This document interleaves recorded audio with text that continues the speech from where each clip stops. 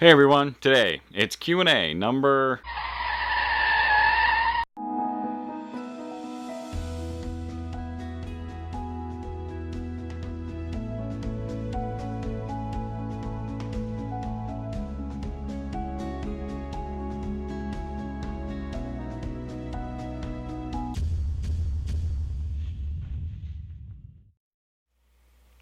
Shalom everybody, welcome to Beit Tefillah and Q&A number 11. For those who may be new to this channel, what I like to do is take some of these questions that I get in via email or PMs through Facebook or whatever, and I like to compile them in these videos because I get asked the same question quite a few times, and so I figure maybe there's more people out there with the same question, so I like to put them in these videos. We sure appreciate the questions, everyone. Keep them coming. If you want to send me a question, you can find our email address in the end credits to all of these videos. Okay, everyone's kept anonymous. We just deal with the question. So if you have a question, send it in. Okay, first question for this video is, where are the older Q&A videos? All I can see is where it seems to start with number 7. Well, I think I've answered this before, but I still get it quite often, so I'm going to hit it again here. The older Q&A videos were done before I changed my beliefs, as I was Messianic back then. So, of course, a lot of those questions would have been answered with a Messianic slant to them.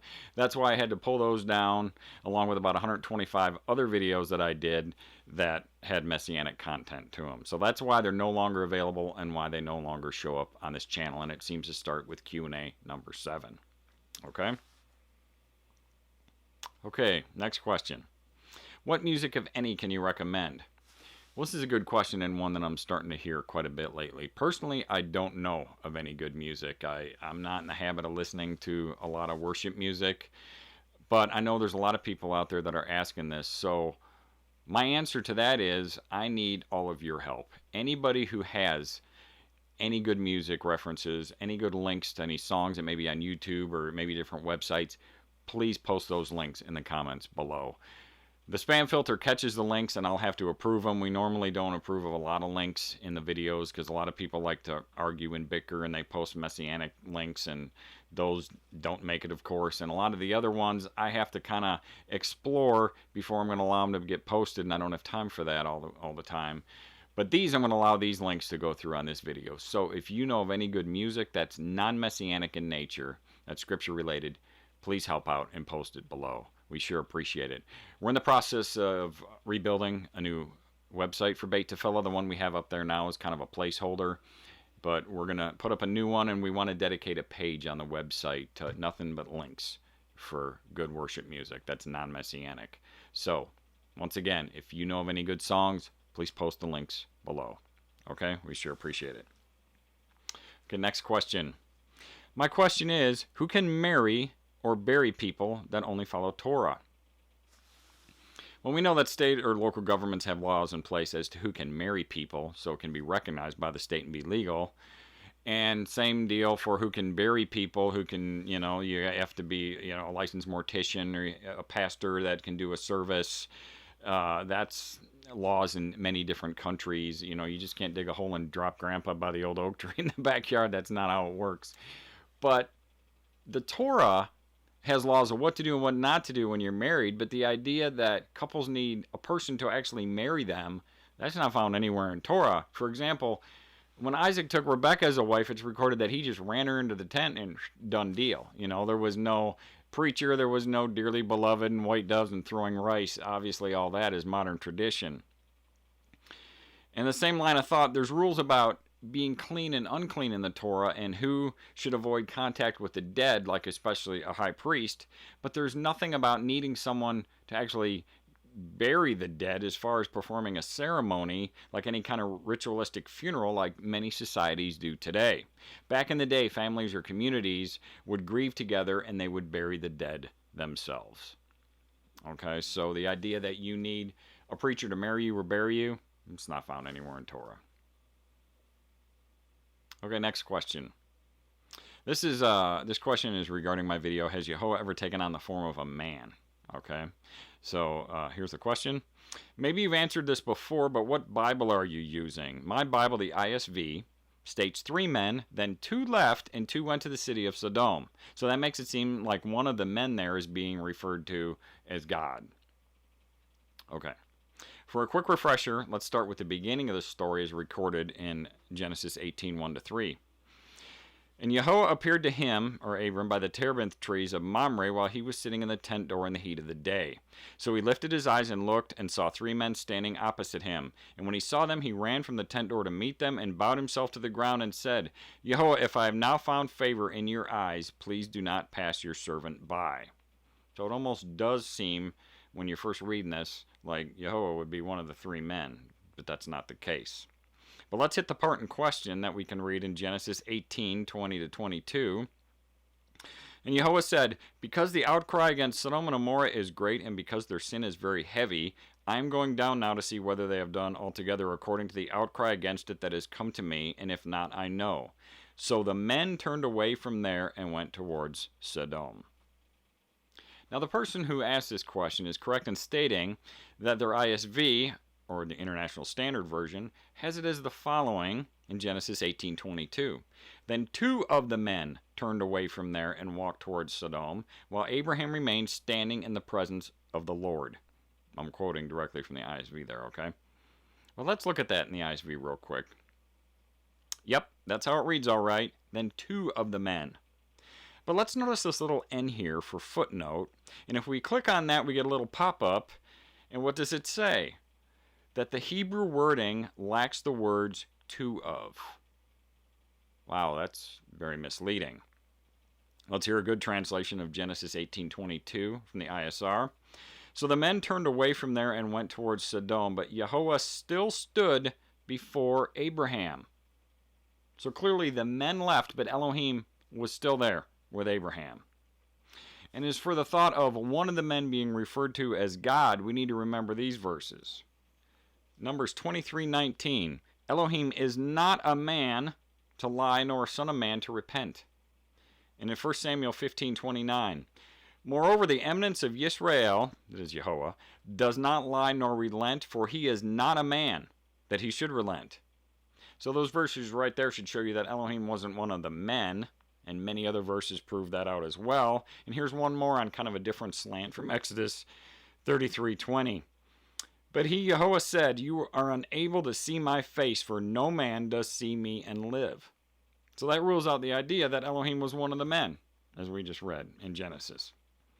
Some of these translators, they did a huge disservice to everyone when they added their own religious slant to their work.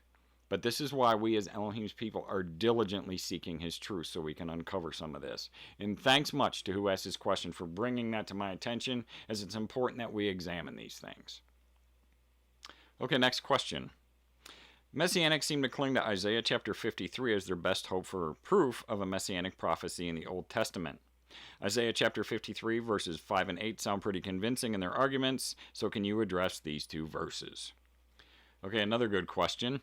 I did a video on this chapter a while back entitled Isaiah 53, Who is the Suffering Servant, and I'm going to add a link to this video below in the description.